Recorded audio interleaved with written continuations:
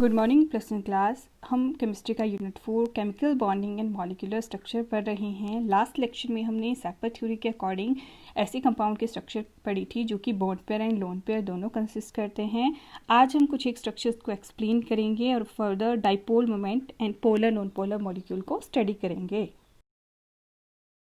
सबसे first example जो हमारे पास है वो है ammonia molecule. In ammonia, nitrogen is the central atom and its electronic configuration is 2,5. क्यों? Because nitrogen का atomic number 7 होता है.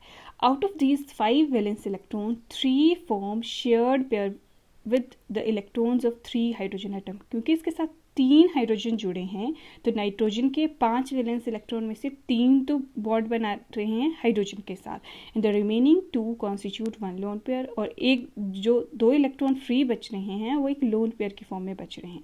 Now due to the presence of both bond pair and lone pair geometry of molecule is irregular. अब क्योंकि इसके पास bond pair भी है lone pair भी है तो ज्योमेट्री क्या हो जाती है, इरेगुलर हो जाती है। और जो रिपल्शंस हैं उनको मिनिमाइज करने के लिए रिपल्शंस होंगी lone pair and bond pair के बीच में। इसकी शेप होती है पिरामिडल और बॉन्ड एंगल होता है 107 डिग्री। सेकेंड एग्जाम्पल है हमारे पास वाटर मॉलिक्यूल। वाटर मॉलिक्यूल में ऑक्सीजन सेंट्रल एटम होता है। इलेक्ट्रॉनिक कॉन्फिगरेशन है उसकी 2,6 यानी वैलेंस इलेक्ट्रॉन है 6, साथ में हाइड्रोजन जुड़े हैं सिर्फ 2 यानी 6 में से 2 इलेक्ट्रॉन यूज हो जाएंगे बॉन्ड फॉर्मेशन में हाइड्रोजन के साथ और बाकी के 4 इलेक्ट्रॉन जो हैं वो 2 लोन पेयर्स की फॉर्म में बच जाएंगे। अब क्योंकि इसके पास 2 लोन पेयर्स हैं 2 बॉन्ड पेयर हैं तो इसकी इरेगुलर ज्योमेट्री होती है और जो 2 लोन पेयर हैं उनके बीच रिपल्शन ज़्यादा होने के कारण इसकी एंगुलर या फिर वी शेप होती है। बॉन्ड एंगल डिक्रीज हो जाता है 104.5 डिग्री पर। जो नेक्स्ट टॉपिक हमारा है वो है polar and non polar covalent bond. If the atoms joined bye covalent bonds are the same and the shared pair is equidistant to both of them or it lies exactly in the center of bonding atom, as a result no poles are developed and the bond is known as non-polar covalent bond. For example, जैसे H2 hydrogen and hydrogen से बना है, Cl2 Cl similar atoms के बीच में bond होगा। दूसरी चीज़ दोनों की क्योंकि इलेक्ट्रोनेगेटिविटी सेम है तो इलेक्ट्रॉन पेयर क्या होगा, दोनों से इक्विडिस्टेंस होगा, वो इन बिटवीन लाई करेगा ना, वो किसी भी हाइड्रोजन या किसी भी क्लोरीन की तरफ को वो मूव नहीं करेगा, वो बिल्कुल सेंटर में प्रेजेंट होगा, जिसकी वजह से कोई भी पोल्स मतलब नेगेटिव या फिर पॉजिटिव पोल्स डेवलप नहीं होते हैं और इस टाइप के जो बॉन्ड बनते हैं उनको नॉन पोलर कोवलेंट बॉन्ड्स बोलते हैं। सेकेंड है and if the different atoms are linked to each other by covalent bonds then the shared pair will not lie in the center due to different electronegativities. अब by chance कोई ऐसे compound आ गए जिसमें 2 different elements हैं जैसे HCl।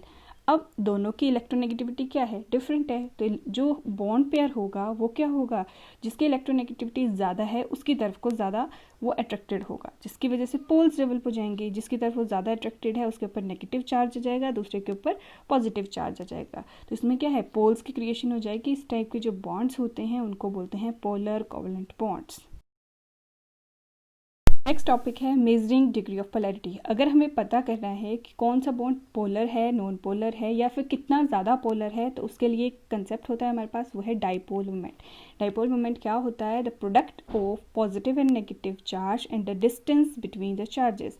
जो positive and negative charge का जो मैग्नीट्यूड है उसका प्रोडक्ट होगा with distance between the charges, उसको बोलते हैं डाइपोल मोमेंट। यूनिट होती है इसकी डेबाई।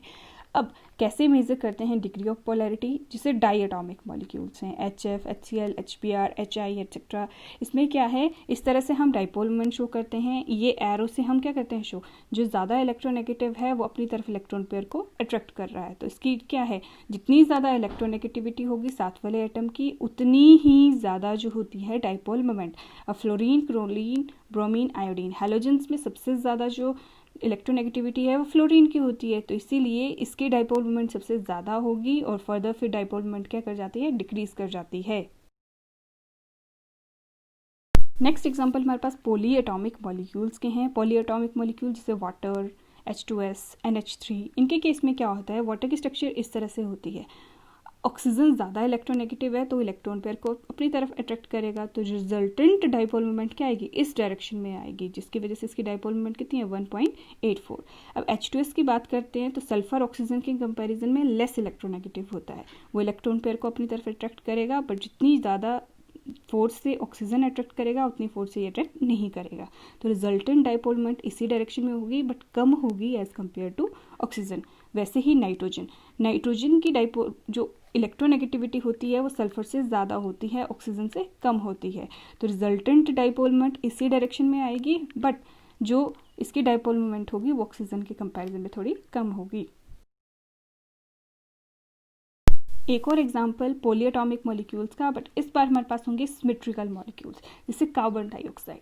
कार्बन सेंटर में है, दोनों तरफ को क्या है, ऑक्सीजन है। अब ऑक्सीजन ज़्यादा इलेक्ट्रोनेगेटिव है तो वो कार्बन से इलेक्ट्रॉन पेयर को क्या करेगी, अपनी तरफ अट्रैक्ट करेगी, इस तरफ से भी ऑक्सीजन अट्रैक्ट करेगी, इस तरफ से भी ऑक्सीजन अट्रैक्ट करेगी, तो दोनों तरफ से अट्रैक्शन इक्वल है क्योंकि दोनों तरफ सिमिलर एटम जुड़े हैं, तो वो एक दूसरे को कैंसिल आउट कर जाती हैं, जिसकी वजह से डाइपोल मोमेंट की वैल्यू कितनी आ जाती है, 0। और इस टाइप के जो कंपाउंड होते हैं ये नॉन पोलर कंपाउंड्स होते हैं, जिसमें डाइपोल मोमेंट 0 आती है, दैट मीन्स वो नॉन पोलर कंपाउंड है।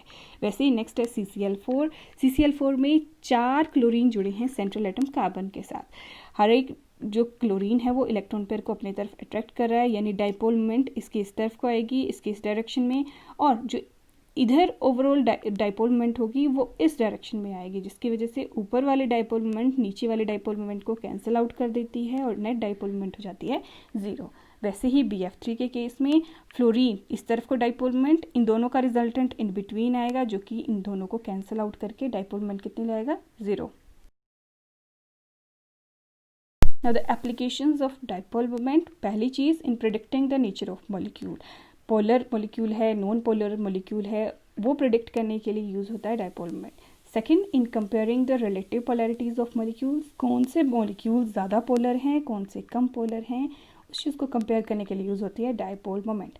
Third, in determining the shape of molecule, अब जो डाइपोल मोमेंट है उसके बेसिस पे मॉलिक्यूल की शेप को भी हम पता लगा सकते हैं। और फोर्थ जिसका यूज़ है वो है इन calculating the percentage ionic character, compound कितना आयनिक कैरेक्टर कंसिस्ट करता है उसको हम कैलकुलेट कर सकते हैं बाय डाइपोल मोमेंट। कैसे, percentage ionic character is equal to mu observed, mu यहाँ डाइपोल मोमेंट को शो कर रहा है, upon mu ionic multiply by 100, mu observe कितना हमने ऑब्जर्व किया, म्यू आयनिक कितना ऑलरेडी था उसका डाइपोल मोमेंट, मल्टीप्लाई बाय 100, इससे हम उसका परसेंटेज आयनिक कैरेक्टर कैलकुलेट कर सकते हैं। दैट्स ऑल फॉर टुडे, बाकी हम नेक्स्ट लेक्चर में करेंगे।